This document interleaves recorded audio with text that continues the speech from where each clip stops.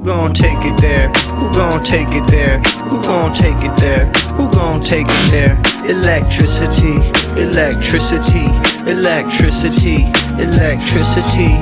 You know what's in the air. You know what's in the air. You know what's in the air. You know what's in the air. It's possibility. It's possibility. It's possibility. It's possibility. All right, so Joe Rogan had Theo Von on. No big surprise there. Theo Von's been on the podcast a bunch of times, but this is the first time he's been on since Theo Von had his weird situation happen where DHS posted a video of him as one of their viral fascist immigration videos. And it supposedly sent him into a spiral. He had a terrible special taping that he might have to redo, all of which I've covered in the past. But by far the most interesting part of it to me is that Theo Von, recorded this video as a joke saying, oh, you got deported? Bye. Joking about it. He says now that he didn't know who it was for or why he was doing it. It was something a fan asked him to do real quick. And then DHS used that as like some of their fascist propaganda. So making him kind of the face of what ICE is doing, what DHS is doing. So he came out and said that that's not what he wanted, and also that it made him feel, like a target had been put on his back and under a lot of pressure. So here first is Joe Rogan and Theo Von talking about the general idea of internet radicalization. Theo Von has been thinking about these social media companies that radicalize people and is wondering why they can't be held accountable when these violent acts that are tied back to social media radicalization happen. And Joe Rogan pumps the brakes on that. And then later they get into this thing about DHS and Theo Von. So check that out real quick. Like a lot of these shooters, like people that have these young guys who become, what's it called when you see stuff online and it makes you more radicalized, right? How are some of these companies not legally liable? Like if you go to a restaurant, right? And somebody poisons you, you could take something up with that restaurant. Right. They poison a bunch of people, may be able to sue the restaurant or have some recourse against that restaurant, the food establishment. But these entities, like these social media places, like if they radicalize someone and they go shoot somebody or something, there's no accountability for the company. It doesn't, you know what I'm saying? Well, the company's not radicalizing people, and I think it's a real danger what you're saying, because what you're saying is you're opening the door to censorship. You're opening the door to the government saying we're here to protect you, so you can't talk about certain things, because these things can radicalize you. Because anybody's definition of what radicalizes people is. It's very variable, right? Like during COVID, I could have been considered someone who radicalizes people against taking a COVID vaccine. I could have been seen as a science denier and a dangerous person that has to be silenced. You have to remove them from public discourse. So what you're saying by people getting radicalized, who? That's the problem. Like who's getting radicalized and who's doing it? And what is the real reason why you're getting radicalized? Okay, because you don't know who the fuck you are. So you could be getting radicalized for the better or for the worse, too. For sure. So you're just really getting educated, really. Look, there's people that get radicalized towards, radical ideas of fitness and will and discipline. That's a good point. Paying attention to Jocko every morning. You can get, what is radicalized? You could be you could be into radical kindness. You get radicalized to just be kind to people. Yeah. It certainly feels like the fabric of some of America. It used to feel like that gave us a lot of purpose, right? And some of that feels like it's not there anymore. Do you feel like that's a true statement, or what do you think? Well, I think this is also part of the problem with social media, is that we feel that way. Okay. And while we feel that way, that everything's falling apart, we still have our neighbors, we still have our friends, we still have the places we go. We still have all the community that we always had. We still have the mothership, we still go to nice restaurants, you still hang out with your friends and watch the game. You're still alive on Earth, but you're so overwhelmed by this fucking constant onslaught of bad news. That's a good point. That you're freaking out always. But then you got ICE raids where they're taking people that are American citizens and they're scaring the shit out of everybody. And dude, they made me the video thing. You see that thing where they put it on the video? Oh, that was crazy. They didn't even ask you. Oh, it was really scary for me. You were just joking around because you were talking to a guy who's his friend. And this was quite a while ago, too, right? When was that video? Yeah, I don't know. I it could have been like a year and a half ago or something. I don't remember. But that was crazy. But it was like, dude, hey, it was a joke, yeah, right? She's like a friend. I don't know if she said a friend of mine got deported. I can't remember what she said. But she's like, what? Do you have anything to say to him, right? And I was like, Yeah. I'm clowning around. I have no idea if it's real or not. I have no idea. You have no idea. It's literally someone just handed you a phone, and then the Homeland Security, was that what it was? Yeah, just put it up online, and it was it after the Homeland Charlie Security? Kirk thing. Yeah, and so then I was like super scared. You remember? Remember, I was texting like you. I was just texting people to make sure everybody's okay. I didn't know if they were like just gonna kill people that had been on TikTok or whatever. Like, I had no idea what they were gonna do. I just can't believe they did that with you, where they just put it in there as if like you were endorsing that. Well, it just kind of, and it was just a scary time. That was the same time as Who fucking after the Charlie Kirk greenlit thing. that? Who greenlit that? Probably just some fucking trap beat But you know con what I'm artist saying? or whatever. Like if a company did that, you could sue them. You know what I'm saying? Like if it was privatized, like if ICE was a private company and that was the people that the United States hired to get rid of illegal immigrants and they used you, you would sue them. You could sue them. Well, it was just scary. But the government can just put that up there. And then what did you do? You had to formally request them taking it down? Yeah, I had to hire an attorney to get him help to take it down. How long did it take to take it down? I think like 48 hours or something, but it had like 30 million views over a couple platforms. And how many people even know it was taken down until they just heard you say it? Of course not. I knew because you told me, but I couldn't believe it. When you first asked me what I should do about this, I was like, it's probably nothing. And I was in the car and I didn't watch it. And then I got to the club. Then I talked to you from the club. And you're like, you didn't see it? I was like, no. And then I saw it. I was like, oh my God, what the fuck are they doing? Like, it's like, that's not how you envisioned the government. The government made a hype video. Yeah, they were making like deportation hype videos with trap beats and shit. And I was like, what are we doing? That's what I'm saying. Everything is turned into like the WWE. It's none of it's real. It's 100% that Mike Judge movie. It's Idiocracy. Oh, Idiocracy, yeah. Yeah. So it's interesting how in the beginning, when Theo Von is talking about how social media companies should be held accountable for this radicalization that happens, and then Joe Rogan's like, whoa, I actually think that's very dangerous. It's interesting there because he immediately associates that with certain people being censored for the things that they have to say, even though before that, what they were talking about when they got into that subject was how social media has had a negative effect on society. It's kind of wrecked society because of how addictive it is and how much it pulls your brain in certain directions.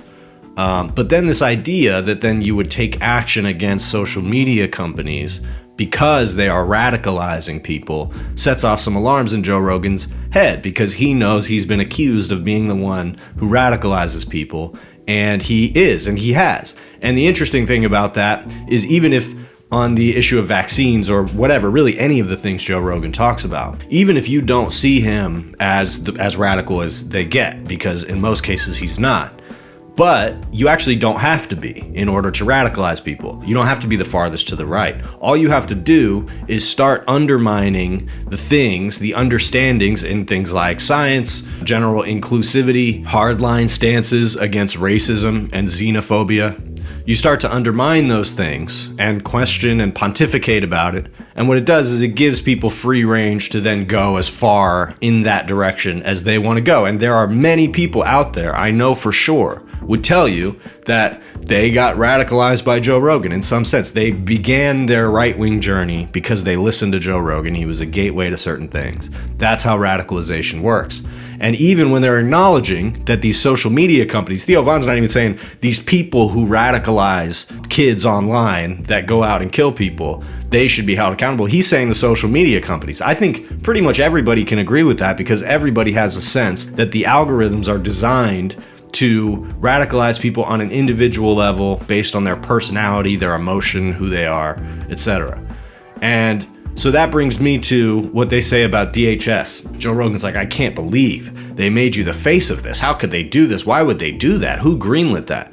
The reality is, it was kind of just a flip of the coin, except honestly, it's more like, 60-70% likely that Theo Von would have been perfectly fine with his face being on the cover of that. That was the bet that they took, was they're like, yeah, no, it makes sense that Theo Von would be in favor of this because he made this video and because of the things he said. He practically advocated for exactly what Donald Trump is doing now, especially when it comes to immigration. So obviously we would make him the face of this. It's part of the unspoken relationship that we have with a lot of these comedians. They support what we do. They give us an exciting entertainment edge to our agenda. That's the relationship. So obviously they would use that video of Theo Von, and honestly couldn't have predicted that he would have a problem with it. I mean, maybe it went more viral and caused more consequences for Theo Von than anybody thought it would. And the reality is that's the only reason that he didn't like it, is because it led to negative backlash for him, because that is something that he said. Really, the context of it doesn't change anything. The idea that somebody just came up to you and said, my friend got deported, what do you have to say to them? And you make a cheeky joke about it. I just don't think most people, especially given where we're at right now, or even in the recent past, would do that. So the fact that you did, and that's out there, really not that surprising that the Trump administration that you advocated for would want to make you the face of what they're doing, because it helps them. It helps normalize it to people. That's what you've already done for them. So why would you have a problem with continuing to do it now? Because now it's about you. Now it puts a target on your back. It makes you feel unsafe. Okay, so back to this radicalization thing. Let's say that you're a person who agrees with Joe Rogan on every single point, right? You're not Joe Rogan, but you agree with him on every single point. That means, in my opinion, based on what he's saying now, you should be able to say that Joe Rogan has helped usher in this sort of new right-wing movement, including Trump, and where we're at with immigration, etc. A lot of the things that Rogan has been talking about, people he's been having on his podcast, including Donald Trump, Elon Musk, etc., has all been a part of this sort of right-wing movement, and it's gone too far. If you're someone who believes in everything Joe Rogan claims he believes, that's something you might say. And so there's a problem that emerges in Joe Rogan's worldview, which is that he wants to reconcile this, both with himself and with his audience, that this radicalization is a problem, the polarization is a problem, and people should get back on board with sort of just being supporters of the general progress of humanity. So that's the last couple clips I want to play here. This is him giving his opinion on like experts, people who believe experts unquestioningly, and then transitions into a clip later of him talking about climate change. And I just wanted to compare the two things that he's saying here. The people that still believe, that are like true believers of one side or the other, true faith in government and experts, those people make me more nervous, because some of them are smart. That's what's crazy. Let's imagine a world where the climate does radically shift, right? And by the way, I think human beings play a part of it. I've had a lot of these conversations with people, and I saw a video that was criticizing something today, saying how, talking about how much money there is in climate change and pushing the climate change narrative, and then that didn't compare to the amount of money that's in the fossil fuel, promoting fossil fuels. That is 100% true. But it doesn't discount the fact that there's a shit ton of money to be made from green energy. That's why they're promoting it. All right, so here he is expressing something that he's expressed for a long time, this general skepticism with experts, and that people who believe experts mindlessly are like the sheep, they're being manipulated, and some of them might even be smart, but they are believing the wrong people unquestioningly. Okay, so then later he talks about climate change, and this is actually a little bit of a shift from what he said in the recent past about climate change. When he was talking to Bernie Sanders, and I put this in my video about that conversation, he mentions climate change, and he mentions it from the sort of skeptical of the narrative perspective, essentially saying, inching right up on the idea that it's a hoax. Not necessarily using that language, but definitely buying into the idea that people only say climate change is real as some sort of method of profiteering. And so he's saying the same thing here, except now what he's saying is that he recently saw something that says the amount of moneyed interest in fossil fuels is way bigger. So even if you say that there's, bias because there's money to be made in green energy, and so that's the only reason they push it, the money that is pushed there, the money to be made there, is far outsized by what is to be made in fossil fuels. And this is an interesting indication of the way that Joe Rogan changes his mind. He's referencing just a video he saw earlier in this video. He plays a video of Tim Dillon talking about some kind of sex trafficking conspiracy, where it's a video of Tim Dillon talking on his podcast, the Joe Rogan Podcast, but it's re-edited with all these like scary, surreal clips and news to make it more convincing. So Joe Rogan's watching a clip of his own podcast and becoming more convinced of something he already sat there and listened to once. So I think that's really what, hinges on him changing his mind, is just seeing a really convincing video or talking to like one person who says it. And so now he says, even if there is unequal incentive for fossil fuels versus green energy, doesn't discount the fact that there's money to be made in green energy. Actually, it does, because it contradicts the whole premise that the only reason people push green energy is because there's money to be made there. That doesn't make any sense, because if you're saying that fossil fuels have more money to push more propaganda science about their product, and yet their science is still not the dominant science. So with all the money that they have to push, they still don't have the dominant narratives in science. If it was up to fossil fuel companies, the idea that climate change is going to be a world-changing event and we need to shift away from fossil fuels somehow, that never would have reached the mainstream. Instead, that idea has been mainstream for several years now.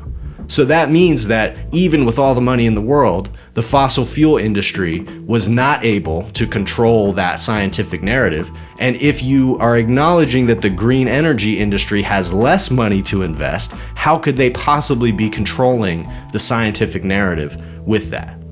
And so to close it out here, what I want to do is make the case for a left-wing perspective winning out at the end of all of this, a more left-wing perspective than where we are. Because if we can agree that Donald Trump has dragged the Overton window too far to the right, to the point that what we're seeing ICE do is fascistic, they're grabbing people off the street because they're brown, they're locking people up, they're violating people's due process. If we can agree that's happening, and that's too far right, that means that the Overton window needs to shift back.